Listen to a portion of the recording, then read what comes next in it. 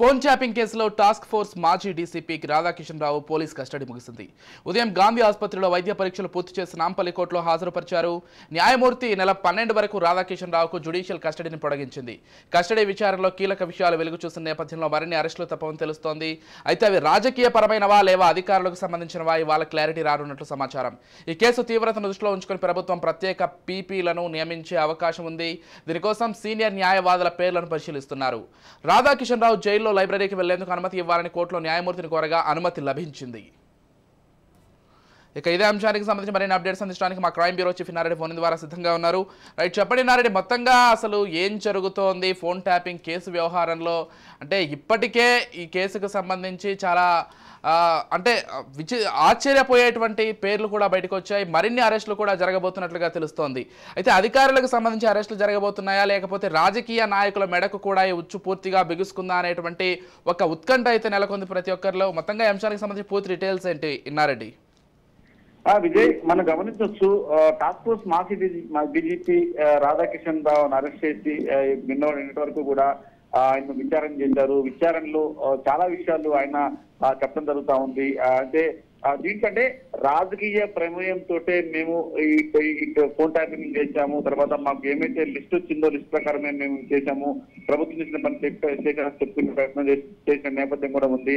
అయితే దీంట్లో అంటే మిగతా వాళ్ళని విచారించిన క్రమంలో రాధాకృష్ణ విచారించిన క్రమంలో ఒక సెన్సేషనల్ న్యూస్ బయటకు వచ్చింది చెప్పుకోవచ్చు. అంటే ప్రభుత్వానికి సంబంధించిన అధికారులు అంటే రాజకీయ నాయకుల కనుసన్నల్లో కొంతమందిని ట్రాక్ చేసి వాళ్ళ కదలికలు కనుక్కోవడము, తర్వాత అంటే ప్రత్యర్థులు ఒక రకం చెప్పాలంటే టీఆర్ఎస్ ఎక్కడ దగ్గర గెలిచిన దాని తాలూకు ప్రత్యర్థులను కూడా ట్రాక్ చేసి వాళ్ళ యొక్క మొమెంట్స్ ఎప్పటికప్పుడు తెలుసుకోవడం, తర్వాత వాళ్ళ యొక్క ఎవరెవరు గెలుస్తున్నారు, ఏ రకంగా ఎవరెవరితో మాట్లాడుతున్నారు చెప్తున్న వాళ్ళ స్ట్రాటజీలు, అంటే వాళ్ళు ఏ రకంగా గెలుపుకు సంబంధించిన స్ట్రాటజీ ముందు వస్తున్నారని తెలుసుకొని వాళ్ళు ఈ రకంగా ప్రయత్నం చేసినట్టు చెప్పడం కాకుండా దీనికి సంబంధించిన మనీ ట్రాన్సాక్షన్ అంటే ఒక బీఆర్ఎస్ నాయకులకు సంబంధించిన డబ్బులు తప్పించి ప్రత్యర్థులకు సంబంధించిన డబ్బులన్నీ కూడా ఫోన్ ట్యాపింగ్ తెలుసుకుని మరీ సీజ్ చేశామని చెప్పారన్న విషయమే కాకుండా ఇంకా చాలా అంశాలు కూడా ఆయన చెప్పడంతో ఒక రకం చెప్పాలంటే రాధాకృష్ణ ఇచ్చిన సమాచారంతో బీఆర్ఎస్ గెలిచిన నాయకుల భవిష్యత్ అనేది దైనమలమని చెప్పుకోవచ్చు. గతంలో ఇందిరాగాంధీ విషయంలో జరిగిన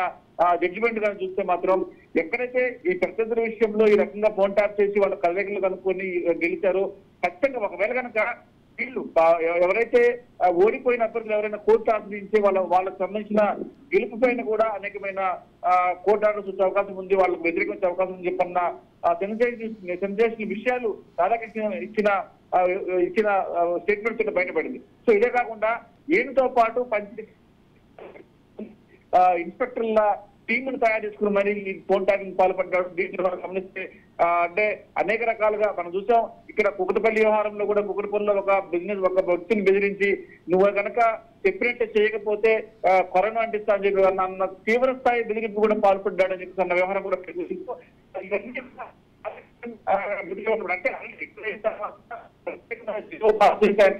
కట్టబెట్టారంటే పనుల కోసమే అపాయింట్ చేశారని మనకు స్పష్టమవుతా ఉంది. సో ఇదే కాకుండా ఈయన హయాంలో పనిచేసిన అధికారులకు కొంతమంది నోటీసులు జారీ చేశారు. ఇంకా కొంతమంది రాజకీయ నాయకుల పేర్లు కూడా బయట పెట్టాడు. మరి వాళ్ళకు సంబంధించి నోటీసులు జారీ చేసి పిలిపించే అవకాశం కూడా లేకపోలేదు. మరో 2 రోజుల్లో మరొక సెన్సేషన్ బిగ్ సెన్సేషన్ నుంచి బయటకు వచ్చే అవకాశం ఉంది. ఆ రాజకీయ నాయకులు ఎవరికన్నా సంబంధంలో ఈ రాధాకృష్ణ కావచ్చు, మిగతా టీం అంతా పనిచేసింది, ఎంతో పాటు పనిచేసిన ఇన్స్పెక్టర్ టీం ఎవరు వాళ్ళని ఇంకా వాళ్ళు ఎంతమంది ఉన్నారు వాళ్ళని కూడా పిలిపించి విచారించే అవకాశం ఉందని చెప్పని కూడా చాలా విషయాలు తెలుస్తున్నాయి. ఖచ్చితంగా మరి ఆయన రిమాండ్ చేశారు కాబట్టి 12 వరకు జ్యుడిషియల్ రిమాండ్ పంపించారు. మరి రిమాండ్ రిపోర్ట్ లో మరి కాసేపట్లో మనం పూర్తి వివరాలు అందించే ప్రయత్నం చేస్తా. ఆ రిమాండ్ రిపోర్ట్ లో కూడా సంచలన విషయాలు బయటకు వచ్చే అవకాశం కనిపిస్తా ఉంది. Vijay, right, thank you విన్నారెడ్డి.